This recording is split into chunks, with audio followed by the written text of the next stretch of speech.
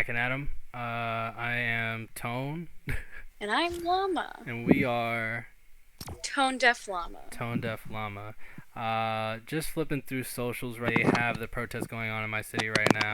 Just listen to this.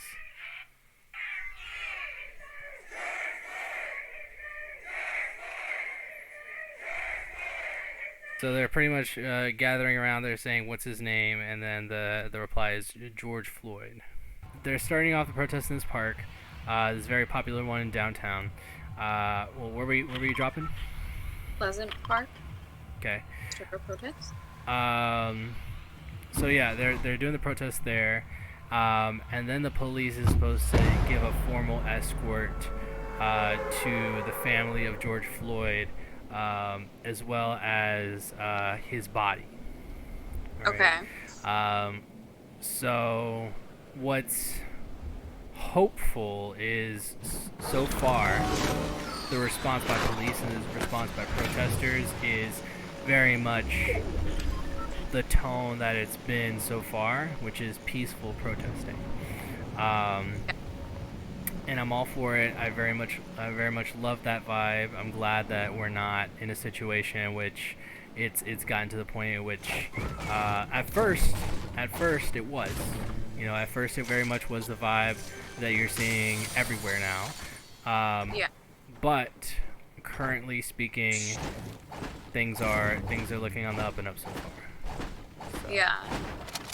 I feel like today of all days is the day to decide to not do that. Like, today is not about violence. Like, today is... For sure. Yeah.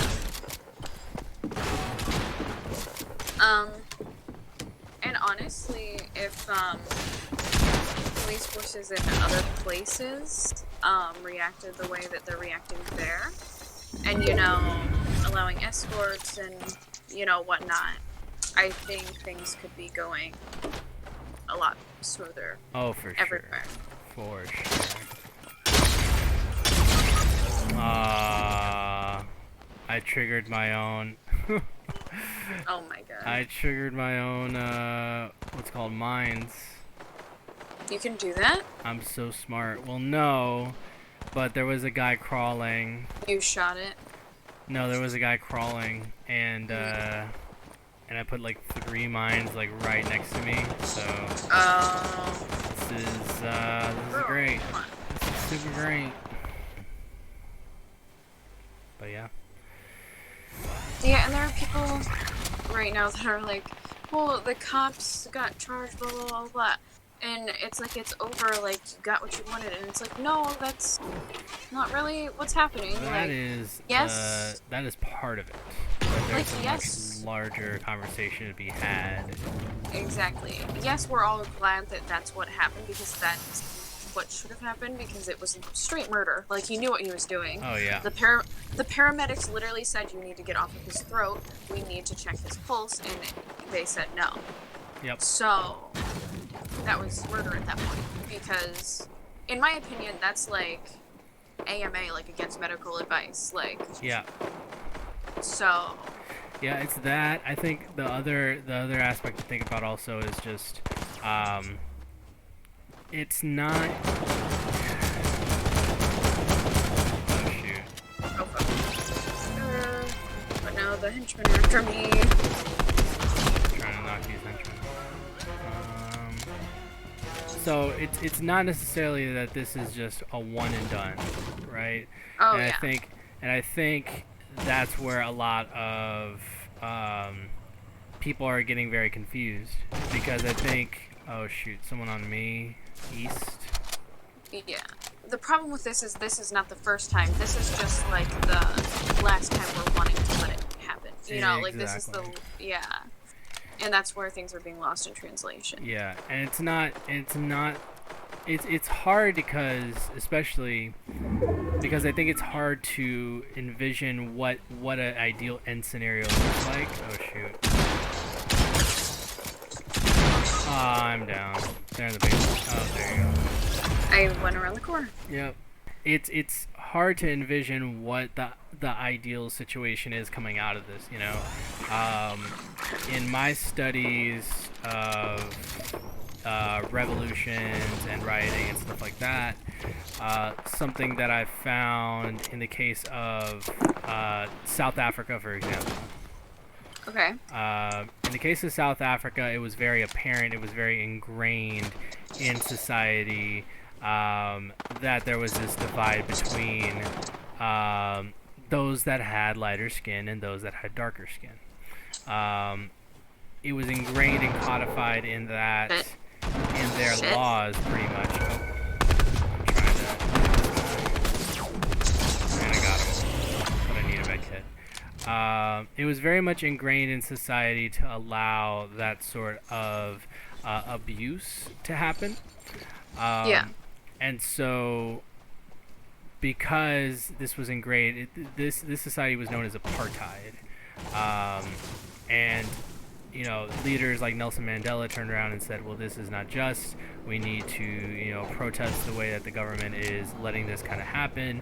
And he ends up in jail for defying apartheid, defying the way in which society is kind of in at the current moment.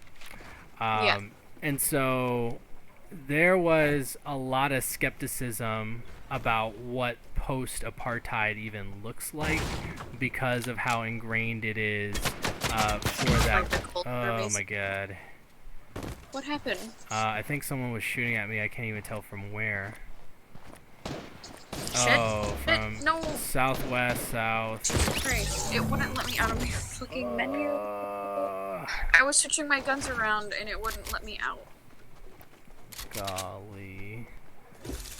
What kind of skin even is that? Balloon skin? It's an anemone. Bruh, anemone? Anemone. I think it's anemone. Anemone. It's an enemy. It's an enemy. But I don't think it's anem. I think it's anemone. Or anen. I think anemone. Sure? Anemone. It's I think it's an enemy. It's an M. I think it's an N. It's an M. Oh my goodness. When we look it up, I'm gonna roast you. Anemone. Anemone. Aw, dang. Okay, you got this one. Thank you. It was one literally llama, just in the item zero shop. tone. There was a good 10-20 years in which this situation was kind of happening, and then finally towards the tail end of it, that's whenever people were sitting down and crafting what it is that the post apartheid vision was. It was met with mixed reviews because even though there are now laws that state that you cannot discriminate based on race, and for the first time ever in a government, sexual orientation. Yeah. Right. At the same time, they made it to where those that actively participated in that sort of activity before were set free. And what's difficult is, on one hand, you want the nation to heal, but on the other hand, you also want some sort of justice, and it's hard to feel like you get that sense of justice if you set everyone free. And I think that that's a big question that needs to be asked at one point or another is, well, what is... Let's go, Holly. What is the goal here to try to get justice? Is the goal here to heal? Like, what is the goal? And I think right now it's very unclear, but I think it is something worth noting given history's course in this specific case. There was this thing that I seen also on TikTok. So my TikTok is generated towards adult things and actually important shit. There was a phone call, I think it was during the Flint, Michigan protests. Yeah. And she called in, and the 911 operator was, like, what's your emergency? And she said, there are people here, there are children here, there are elders here that are getting, hurt and even killed. And he's like, well, like, do we need to send the police? And she goes, it's the police that's hurting us. Yeah. They're hurting us for no reason. None of us are armed, only the police are armed. And he said, well, ma'am, if the police are here, there's nothing I can do because, you know, they're already there. And she Right. goes, but who protects the people from the police? Like, who saves us from them? Yeah. And he literally didn't know how to reply. Yeah. And so, I seen a video following up from that, and, I think I kind of agree with it. This... Okay. On you? On me, they're down to their last 30. This older black woman was talking, and she goes, what do I do if my, autistic son goes outside and he is talked to by an officer and he isn't complying? She goes, he is, you know, nonverbal, he can't communicate.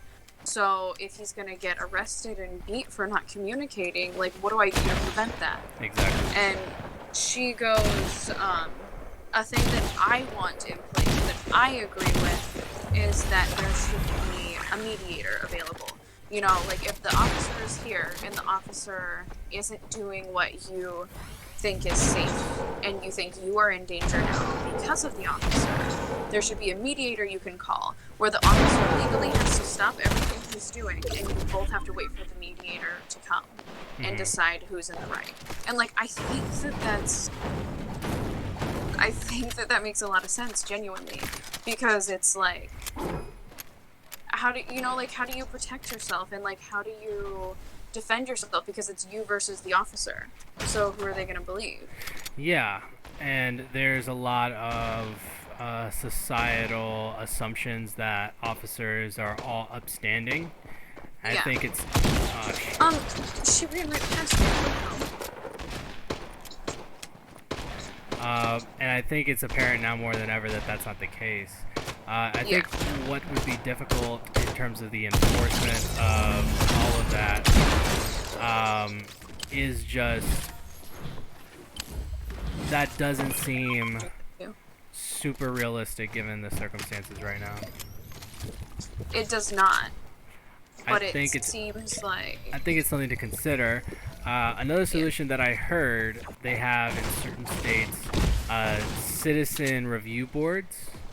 So any time in which there is an incident where they're suspected of not doing the right thing, instead of having these internal investigations that always end up going good for the officer, having it to where citizens are the ones that are making that ultimate determination as to whether or not the officer was right in a certain context. I think that makes sense, but I think that the only problem with that model makes it to where it's always after the fact that we're considering these things, and not necessarily something that can be as applicable in the heat of the moment.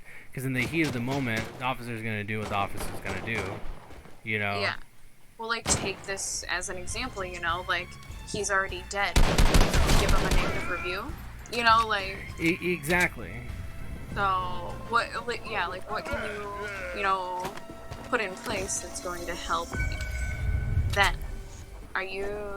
Oh, is that like a replace? It is based. Okay. And all female. It's different. But somehow they still... There's people running up on you as well. Oh, shoot. I'm trying to get there.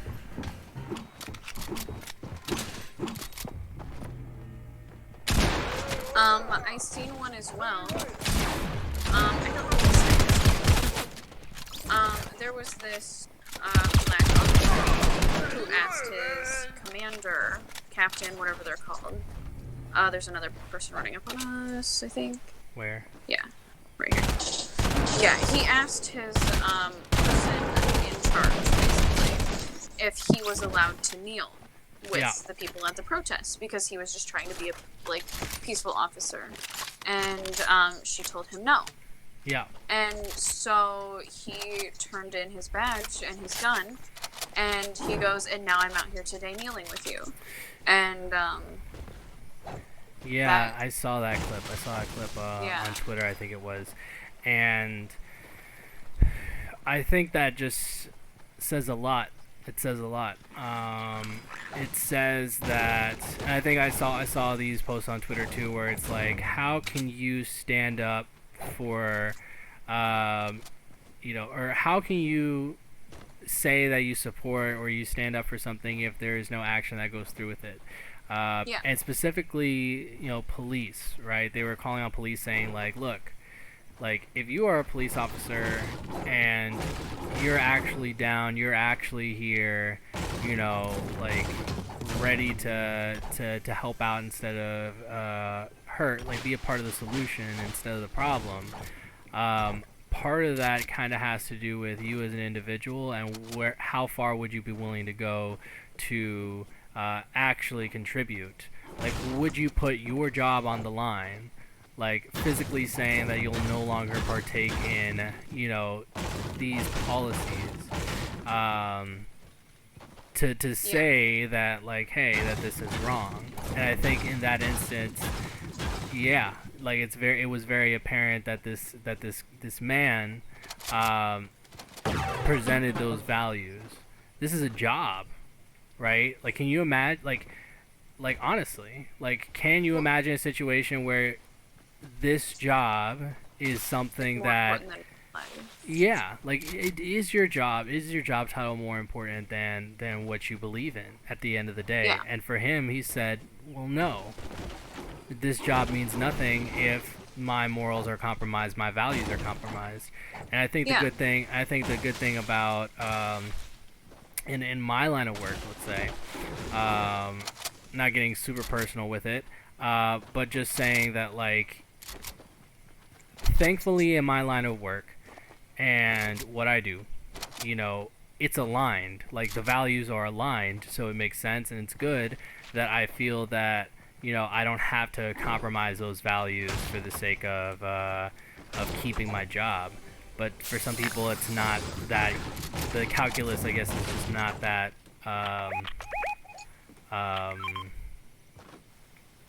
easy for some folks, apparently. Yeah. No, and there are like a lot of posts right now that are like, but blue lives matter, and it's like, but being a cop is a choice. You can't choose to be black. Like, that's not how that works. That And is not the argument. also, they get to take off their uniform at the end of the day, right? Yeah, you can't take off your skin. Nope. I mean, you can, but you probably shouldn't. Like, Llama. Emerald. And we've lost Emerald, ladies and gentlemen.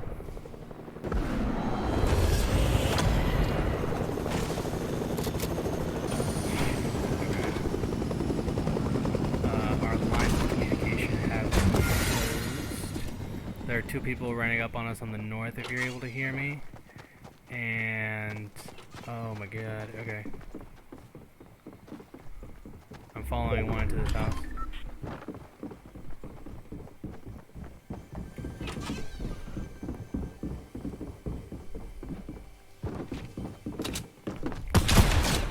Alright, got the other one. That is how that is done. Don't tell me you got kicked. What happened? Down to 17 people. Bruh. I don't know. Llama. Jump if you can hear me. Let me disconnect. Jump right now if you can hear me. Hello? Wait, turn around and face me if you can hear me. Guess. Hello. Okay, yes. I'm gonna have to carry this. Trying to fix my audio issues, but I doubt. Oh, you're here? Hello? hello! Oh, thank goodness you're back. It cut out for like no reason. That is a lot. I forgot what we were talking about. Black lives, I don't. Oh, yeah. No, my 4 o'clock alarm went off saying that Jacob was on break, and then Discord was like, actually, yeah. Yikes. You hate when that happens? I do. Because I feel like Discord is just so fucking twitchy on the phone. I don't know if it's just the phone or if it's like everything. I'm just gonna do this real quick to get fully banded up. Very good. Freaking, how do you point it at yourself? I just shoot it at the ground. And it works. Oh. Yeah. Wow. First time I've done that. Or you just shoot it at a wall or something and it bounces back. Bro, I don't even use the bazooka. Oh. Yeah. But yeah. Cool, so we got this dub, or... Why I just say that? I'm just trying to conversate here. It's all good. Then you jinx it and then I cry. So. Oof. It do be how it happened though. Oh my god. So like, whenever we took our like a 10-minute break or whatever, I was sitting here. I'm like, I literally need to call the pet store and see if like the dwarf Mexican crayfish are in, because I'm like, I just need to know. And it was like a fucking hard thought in my head. I'm like, you need to call it right now. So then I call. They're so cute. So then I call, and she goes, yeah, we literally just got them in 4 minutes ago. I haven't even been able to like put them away yet. And I'm like, did I just have like some weird psychic thing that my crayfish are there? Oh. Like, what the fuck just happened? Southeast. Oh. I'm like, where? It's storm. Nice. Got him. What's gonna work? Teamwork. Copyright. Oof. Oof. What, You think the Wonder Pets are gonna come fucking get us? YouTube really do be like, hey, you don't know, Nickelodeon, Nick Jr. got a team of lawyers. I think that they like copyright artists on their own songs sometimes. So. What do you mean? I think it was Jeffree Star. He used one of his songs in his video, and it got copyrighted. And he's like, "It's literally me, but okay." Dang. Like. That's so so odd. But I mean, the thing is also like seeking out the right permissions for it, because what's it called? Technically speaking, most music doesn't even belong to the artist. Did you know that? Yeah, it belongs to like the label or whatever. Yeah, right? the label, the record company. So the good thing with me is, if we wanted to use any Antone music, since I own all of Antone catalog, then it makes it easy for me to just kind of do that, because since I'm the owner of it, well, oh, crap. West. Yeah. It's literally you, but not. But not really. Whose dance is this? Oh.